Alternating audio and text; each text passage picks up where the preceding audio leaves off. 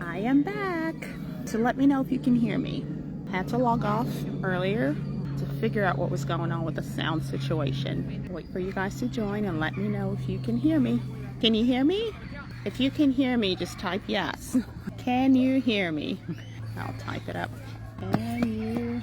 So it sounds like there's sound. Awesome. I'll just wait for you guys some more people to join in, and then I will start. It's beautiful out here, guys. Look at the weather. Look at that scenery.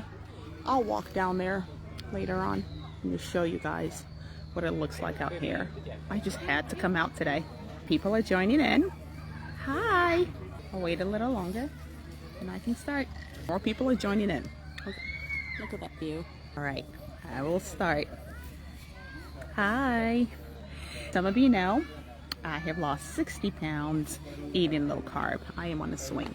In case you're wondering, I am out here and I am going to talk about one of the biggest mistakes I made when I started eating low carb and combined it with intermittent fasting. Big mistake I made then, which I learned the hard way, was eating too much when I broke my fast.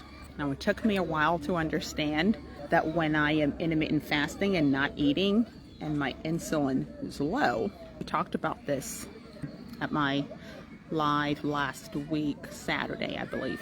Keeping my insulin low enabled my body to burn fat.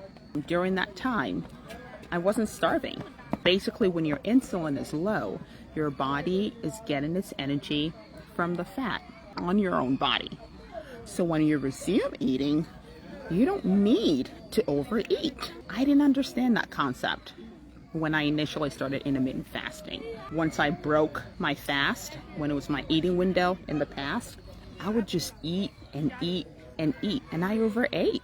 That was the wrong way to go. Wrong way to do things.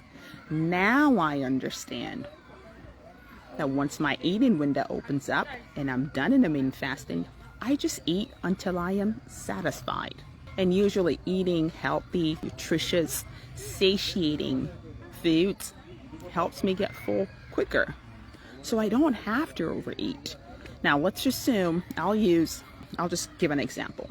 Let's assume the body needs 2,000 calories of food per day. And then you intermittent fast for, let's say, 16 hours.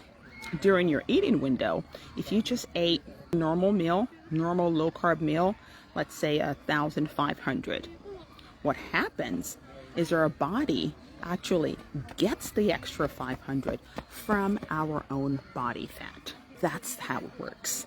It took me a while to understand this concept, that once my eating window opens up, just eat until I was full, until I was satisfied. And that's all I needed to do.